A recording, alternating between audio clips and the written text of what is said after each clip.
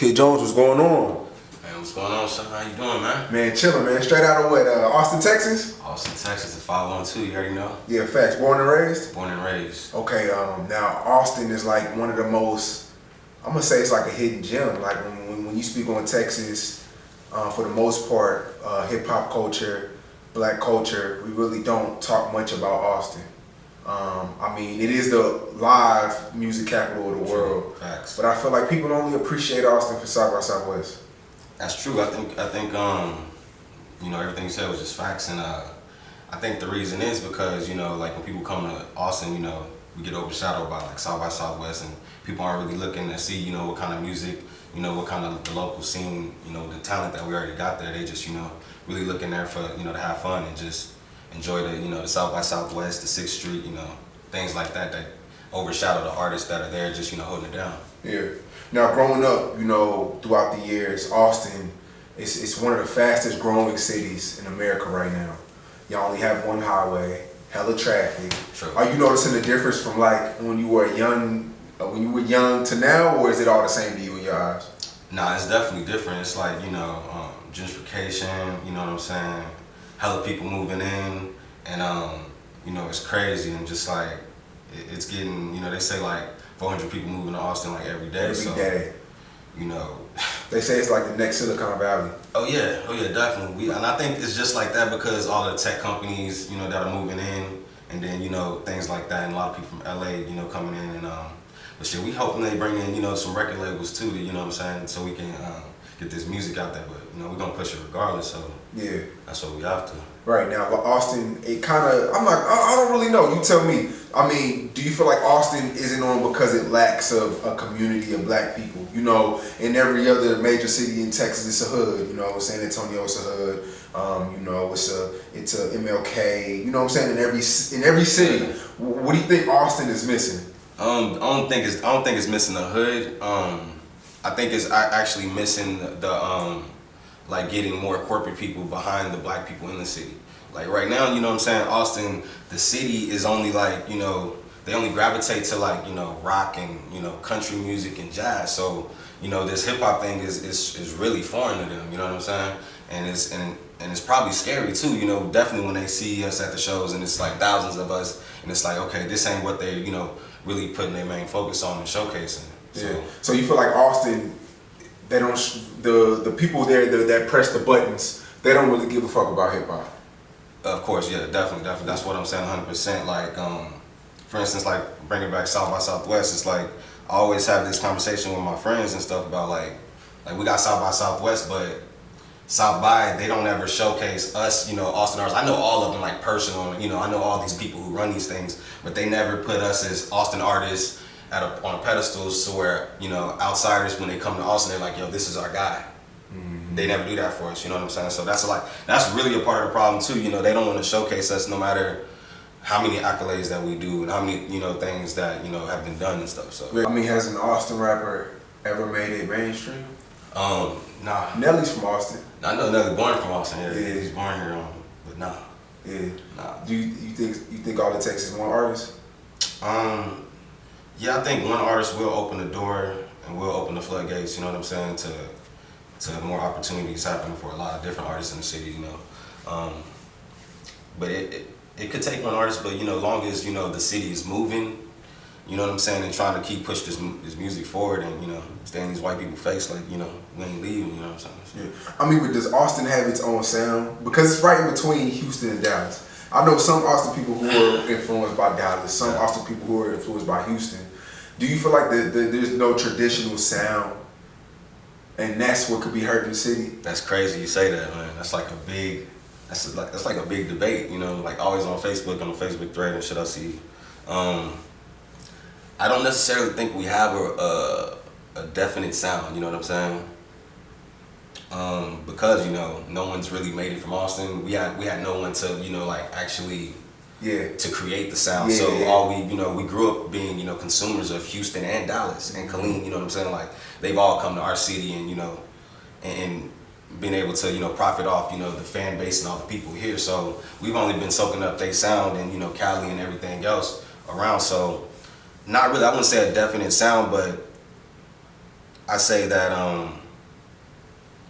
it's like a good music thing there, and then we also got like a you know, the streets there. It's just, I don't know. We don't really have a definite sound. I couldn't say that we got a definite sound. It's hard to, you know, pinpoint on that. Everything, you know, it's just like a lot of people trying to, you know, be creative. Honestly. Yeah. So. Yeah. Right. For sure. Now your parents, are they supporting you? Yeah, my mom has always supported me. She's been my like #1 supporter like throughout, you know, my whole life and shit. You know, like me and my brothers, we actually, you know, signed our first record deal when we was 15. You know what I'm saying? And what deal was that? That was with Sony. Okay. That was with So Sony. you've been doing this shit. I mean, yeah, I've been doing this for a minute. Yeah. But yeah, that's why I asked you earlier, because I knew you had a situation sometime in your life. I mean, I've had situations, and you know, even, you know, management. Like my old management was the VP and A&R of Epic Records. So you know what I'm saying. I'm still basically, you know, under that contract right now, but you know, some things going on, but you know, that ain't, you know. I mean, rappers on the internet make seeming signing so good, but when I talk to an artist like yourself that's in a situation, it's kind of like, yo, I'm trying to get out that shit. Yo, it's like, you get around like these A&Rs and these, you know, record labels, these record exec people who want to sign you and want to do things for you, but then they get so caught up in the hype of, you know, another artist or what's hyper at the time, other than, you know, trying to focus and put some time into you. And there's no more artist development. That shit is done. Exactly. There's no more artist development, and I don't need artist development. You know, by the way. But you know, the management and the people that I've worked with, definitely on the record business side, they've always went for the hype. You know what I'm saying? And at the time, you know what I mean. I think I caught wind a little too late, or I got in a little too late, to where, you know, once I did get in, they got really busy with another artist, and then, you know, things like that. You know what I'm saying? I'm just like, I'm not really one to just, you know, shelf myself. I'm always going to keep creating it, whether it's writing, producing, you know, filming, anything like that. I'm always going to just, you know, keep pushing. So, yeah. So how'd you get in with Sony? Well, I was like 15. Actually, I was 14. Me and my brother, we got a call from this local record label in Austin called Above All Entertainment. They had found our CD, and we went to the studio, and we ended up rapping for these guys, these older guys in Austin. They were like, yo, y'all dope, yo, blah. So we actually joined a group with their two youngins, right? So we joined this group called Impact, and within that summer, within like 4 months, we got a record deal. Within like 4 months. And you thought your life was gonna change? Of course, yeah. I thought my life was gonna change. I mean, the things that happened with that situation was the craziest things ever. Like, you know, like we end up just, you know, signing to some bad management at that time, you know, and we had management out of LA, and my manager at the time was only like 20, 21, you know, who was managing us 15-year-olds and shit. So, and he had got a lot of bread, you know what I'm saying, and basically these people just took advantage of him, you know what I'm saying. And so you could imagine being, you know, 21 with a couple million, and then somebody saying they can, you know, make things cheaper, make things better for you, better than the other management that you're already with. So we end up signing when we were in Atlanta, you know what I'm saying, with this management, and they end up taking all our bread, you feel me? And that's just, you know, that's what that was. Okay, so you signed with a management, a manager that you thought was on this shit, and he took your money once you signed. Once we signed. Was this the advance money? Yeah. Okay. How much can we? 100,000, 50,000, 20,000? Millions. Millions. A million. A million. Yeah, I'd say like 1.5. So you and 3 others signed to Sony. Me and 3 others. Yeah. Okay, y'all signed to Sony. You meet with a manager. You knew this dude already? So we had already management from Sony, right? And then we go to Atlanta for this photo shoot, and this is the same place where T.I. shot ATL? like, yeah, the ATL, the movie. Actually, the first scene when you see ATL, the movie, he go through that little tunnel. Mm-hmm. The warehouse is right there. Just Busta Rhymes, you see all this shit. It was crazy, and we meet this guy. There, and he's like running the whole shoot. His name, I'm pretty sure his name was like JP or some shit. And I know that day we end up signing with him, with his management, and you know, from that day on, it was like, shit. It was just crazy. Okay, so wait. So he takes the money and he goes ghost? Just disappears. The company just what do you call it? Like Bankruptcy. not bankruptcy. It just like kind of like disappears. Like I guess it might be bankruptcy. I'm not sure what the correct term is, but they just basically evaporate. You know what I'm saying? As a company. So you never seen him again? I mean, I was 15. What was I? You know what I mean? I'm wetting the ears at the time. You feel me? Like only reason why I know something's going on because my other manager is calling me on my two-way.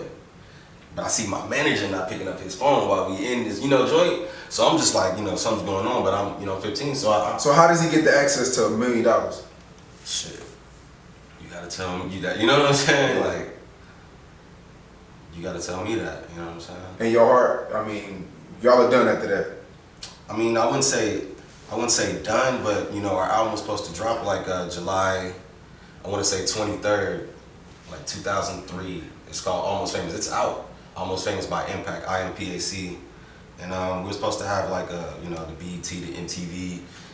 We all at the studio. I had skipped school. No, it was summer, so we all at the studio and watching TV. Waiting for the press run to come through. Like how it used to be in the early 2000s and shit. Waiting for that to go through. Nothing came of it. Nothing came. We just looking at TV like, yo, what the fuck is it? Like, what's going on? You know what I'm saying? We're supposed to be like everywhere on the TV right now. It never came, and the days and months after, a lot of people, everybody was depressed. You know what I'm saying? Nobody really knew what went down. You know what I'm saying? What was going on, and I ended up like leaving the group like after that. You know what I'm saying? Just started doing my own thing. So yeah, that's crazy. So y'all signed for $1 million. Could have been the next big thing, and then so the manager. Who picked the manager? Our management at the time, yeah. So your manager at the time picked the new manager? Yeah, picked the new manager, yeah. So you don't think he had nothing to do with it? Nah. I know him personally. Yeah. I know him like, yeah, nah. He was. So why would he pick a new manager? He was. I feel like he was young. And he was getting swayed. Yeah, he was getting swayed at the time. Yeah. You know what I'm saying? We were spending a lot of money, and he needed a lot of guidance. You know what I'm saying? Yeah.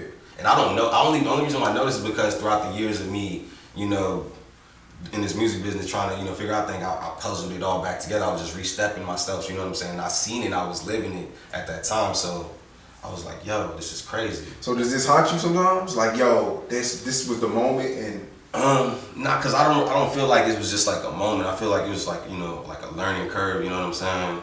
Just like to, it wasn't time. So it wasn't my time. yeah. I mean, yo, that's crazy. It is, man. It is.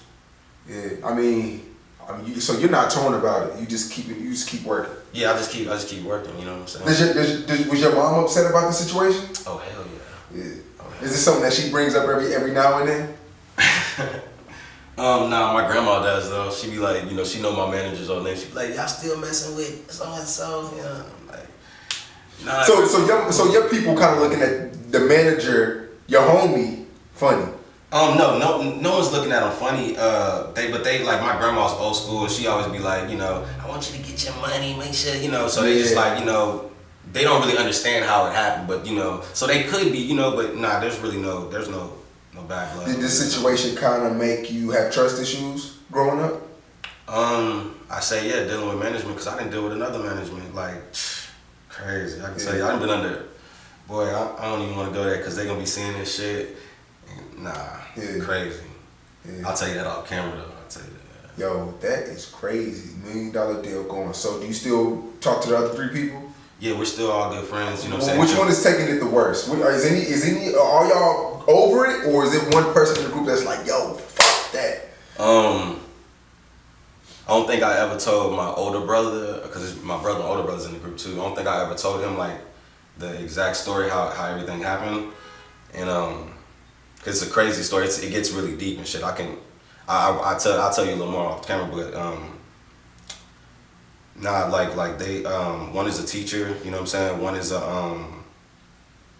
they all fathers, you know what I'm saying? We all fathers, and everybody's doing good, everybody just like, we just kept, living our life, and we still tried to do music. I didn't really do music with them after that, you know what I'm saying? With my brother, of course, that's my blood brother. But I left, I left them and just kind of, reason why I left them because they were no one wanted to work. And I started producing when I was 15 at that time. So I was still really hungry, you know what I'm saying? So